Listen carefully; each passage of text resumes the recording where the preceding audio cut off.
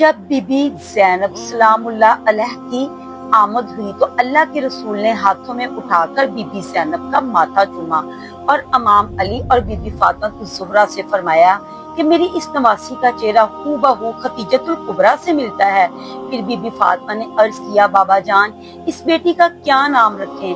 नबी पाक ने फरमाया, जैसे हसन और हुसैन के नाम अल्लाह ने जिब्राइल के वसीले से बताए थे, वैसे ही मेरी इस नवासी का नाम भी अल्लाह ताला ही बताएंगे। इतने में जिब्रील अमीन नाज़िल होते हैं और कहते हैं, या रसूल अल्लाह, अल्लाह का हुक्म है कि आप इस शहजादी का नाम ज़ैनब रखें। नबी पाक ने बीबी ज़ैनब के चेहरे को देखा, आंखों को नम किया और शहजादी का नाम ज़ैनब रख दिया। ज़ैनब का मतलब अरबी जुबान में बाप की सीनत और इब्रानी जुबान में मुसीबतों का किबला है। तारीख ने लिखा है कि नबी पाक अपनी नवासी बीबी ज़ैनब अलैहिस्सलाम से बेपनाह मोहब्बत किया करते। आप अक्सर अपनी नवासी के हाथों को चूमा करते, कलाइयों का बोसा लेते और माथे को भी चूम लेते। बस दौर बदलता गया। जब आपकी उम्र मुबारक बलूगत तक पहुंची तो इमाम अलैहिस्सलाम अपने जाफर के बेटे अब्दुल्ला से आपका निकाह करवाया। हजरत अब्दुल्ला इब्ने जाफर बनी हाशिम के सबसे बड़े ताजर थे और आपकी तिजारत मुख्तलिफ मुमालिक में हुआ करती थी। शाम में भी आपकी जमीन हुआ करती थी, मिस्र में भी आपकी जमीन हुआ करती थी और आपका कारोबार मुख्तलिफ मुमालिक में फैला हुआ था। निकाह के वक्त जनाब अब्दुल्ला फरमाते हैं कि या अली, मैंने सुना है कि बीबी ज़ैनब कभी कोई चीज नहीं मांगती, लेकिन मैं इन्हें हक महर देना चाहता हूँ। आप ही तजवीज फरमा दिए कि मैं क्या हक महर में दूं। इमाम अलैहिस्सलाम आंखों को नम किया और फिर आपने फरमाया, ए अब्दुल्ला, तुम्हारी जमीन शाम में है, अगर मुनासिब समझो तो वो ज़ैनब को हक महर दे देना। फिर मौला ने फरमाया, ए अब्दुल्ला, अनकरीब मेरे बेटे हुसैन पर ऐसी गुर्बत आ जाएगी कि इनको अपने बच्चों के साथ मदीना छोड़ना पड़ेगा। जब वो वक्त देखो तो ज़ैनब तुम्हारे पास इजाजत लेने के लिए आ जाए तो इसको रोकना ना। और यूं वो जमीन बीबी ज़ैनब को हक महर में दे दी गई। यहाँ आज बीबी ज़ैनब का रोजा है। अल्लाह ने बीबी ज़ैनब अलैहिस्सलाम और हजरत अब्दुल्ला को दो बेटों की औलाद अता फरमाई। आपने बड़े बेटे का नाम औन रखा और दूसरे बेटे का नाम मोहम्मद रखा। बस वक्त गुजरता गया और इमाम अली की शहादत के बाद वक्त यहाँ तक पहुँचा कि इमाम हसन के जनाजे पर तीर बरसने लगे और जब सन 60 हिजरी का सूरज तलू हुआ तो सादात इतने गरीब हो गए कि इनको मदीना छोड़ना पड़ा। इमाम हुसैन ने जनाबे अब्बास को तमाम बीबियों और जाने वालों के नाम लिखवाए। इनमें से दो बीबियों के नाम नहीं थे। इनमें से एक बीबी सुगरा बिनते इमाम हुसैन थी और दूसरी बीबी ज़ैनब बिनते अली।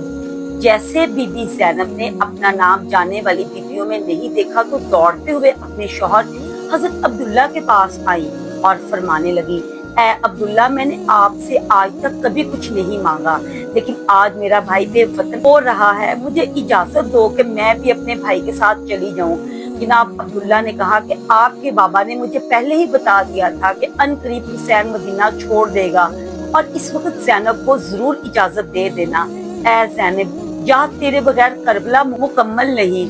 बस बीबी ज़ैनब जनाब अब्दुल्ला से इजाजत ले ली। जैसे ही जाने वाले काफिले में शामिल होती हैं, बीबी सुगरा सलामुल्लाह अलैह इमाम हुसैन को लिपट के रोती हैं और फरमाती हैं, इस इतनी बड़ी हवेली में मैं अकेली कैसे रहूंगी?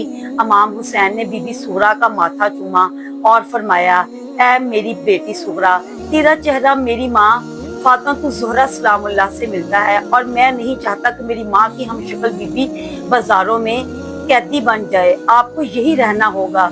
बस ये काफिला चलता गया। जैसे ही मदीना से बाहर गया और मक्का के करीब पहुंचने लगा, इतने में आवाज आती है, या हुसैन रुकिए। जनाबे अब्बास ने जैसे ही जनाबे अब्दुल्ला की आवाज सुनी और दौड़कर जनाबे अब्दुल्ला के पास आए। जनाबे अब्दुल्ला फरमाते हैं कि मुझे ज़ैनब तक ले चलो। जैसे ही बीबी ज़ैनब ने अब्दुल्ला को देखा तो रो कर फरमाती हैं, ए अब्दुल्ला, आज मुझे ना रोकना, ज़ैनब आज मर जाएगी। तो अब्दुल्ला ने फरमाया, ए ज़ैनब, मैं तुझे रोकने नहीं आया, बल्कि मैं तो अपने दो शहजादे तुझे देने आया हूँ। मेरे आका हुसैन पर जब बुरा वक्त आ जाए तो एक शहजादा मेरी तरफ से हुसैन पर कुर्बान करना और दूसरा शहजादा मोहम्मद अपनी तरफ से हुसैन पर कुर्बान करना। और यूं ये दो शहजादे काफिले में शामिल हो गए। बस ये काफिला मक्का से करबला की तरफ जैसे आता है तो सादात पे सख्तियां बढ़ने लगती हैं اور جب 9 محرم کی رات آتی ہے تو ہر ماں اپنے بچے کو یہ وصیت کرتی ہے. کوئی بی بی علی اکبر کو وصیت کر رہی ہے، کوئی بی بی جناب قاسم کو وصیت کر رہی ہے، اور کوئی بی بی 6 ماہ کے معصوم علی اصغر کو وصیت کر رہی ہے کہ آپ سب کو کل بی بی فاطمہ الزہرا کے بیٹے کے قدموں پر قربان ہونا ہے.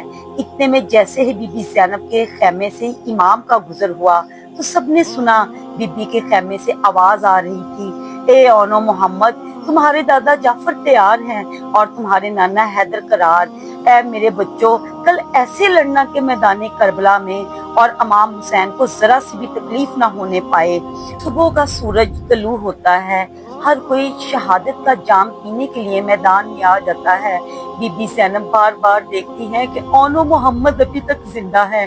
بی بی فضا دستے ادب کو چھوڑ کے عرض کرتی ہیں، اے شہزادی، جب اونو محمد اپنے ماموں امام حسین کے پاس اجازت لینے کے لیے جاتے ہیں، امام حسین دونوں شہزادوں کو چہرے کو دیکھ کر انہیں اجازت نہیں دیتے.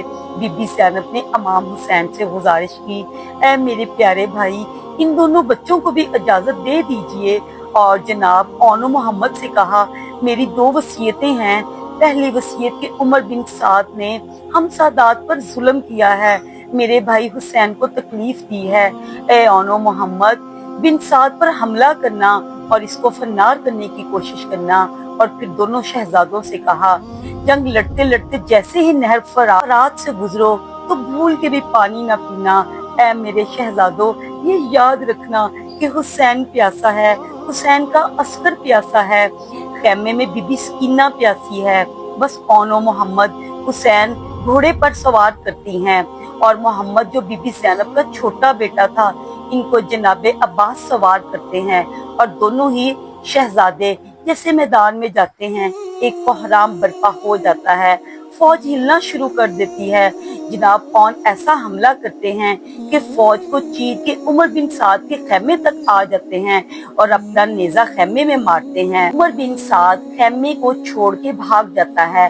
تمام فوج شہزادے کو گھیر لیتی ہے اور وہاں معصوم محمد لشکر سے لڑتا رہتا ہے. بالآخر جیسے ہی عمر بن سعد خیمے سے بھاگتا، اون خیمے سے باہر آ کے لشکر کو چیرتے ہوئے آگے بڑھتا ہے. تاریخ نے لکھا ہے 735 یزید کے سپاہیوں کو جناب اون نے فنار کیا. بس لشکر نے سوچا یہ علی کا نواسہ ہے، اس کو شہید کرنا بہت مشکل ہے. اتنے میں کوئی آواز دیتا ہے کہ خیمے سے آپ کی ماں آپ کو بلا رہی ہے. جیسے ہی جناب اون نے خیمے کی طرف دیکھا تو پیچھے سے سر کوئی گرز مارتا، کوئی کمر میں نیزہ مارتا. آپ گھوڑے کی زر سے زمین پر آتے ہیں اور وہاں جناب محمد نے جیسے ہی اپنے بھائی کو گرتے ہوئے دیکھا، آپ اپنے بھائی کی مدد کے لیے بڑھتے ہیں اور تمام فوج اکٹھا ہو جاتی ہے اور حملہ کرتی ہے. جناب محمد کی پیچھے سے وار کرتے ہیں اور جناب محمد گھوڑے سے گر جاتے ہیں. اتنے میں گھوڑے دوڑنا شروع کر دیتے ہیں، جسم کو پامال کر دیتے ہیں. یہ منظر جیسے ہی جناب عباس اور امام حسین نے دیکھا، آپ دوڑتے ہوئے میدان میں آتے ہیں اور دونوں شہزادوں کو اپنی گود میں اٹھا کے خیمے میں لے آتے ہیں. تمام بیبیاں دونوں بچوں کو دیکھ کے روتی رہتی ہیں. محمد کا لاشا پامال اور جناب اون کا پورا جسم زخمی. اتنے میں جناب اون کی آنکھیں کھلنے لگی اور وہ آواز دینے لگا، اے میری پیاری ماں، آپ کہاں ہیں؟ بیبیوں نے ادھر ادھر دیکھا، بی بی زینب کو نہ پایا. امام حسین نے زینب کو بلایا. جیسے ہی بی بی فضا بی بی زینب کے خیمے میں جاتی ہیں، آپ شکر کا سجدہ فرما رہی تھی اور اللہ سے کہہ رہی تھی، اے میرے اللہ، میرے دونوں بچوں کو میں نے اپنے حسین پہ قربان کر دیا، ان کی قربانی قبول کرنا. بی بی فضا شہزادی کے قریب آ کر عرض کرتی ہیں، اے شہزادی، دونوں شہزادوں کے جسم خیموں میں آ چکے ہیں. اون اپنی آخری سانسیں لے رہا ہے اور آپ کو یاد کر رہا ہے. بی بی زینب جیسے ہی جناب اون کے سر کو اپنی گود میں رکھتی ہیں، جناب اون اپنی آنکھیں کھولتے ہیں. بی بی زینب نے جناب اون اور محمد کا ماتھا چوما اور یوں دونوں بچے اپنے مالک حقیقی سے جا ملتے ہیں.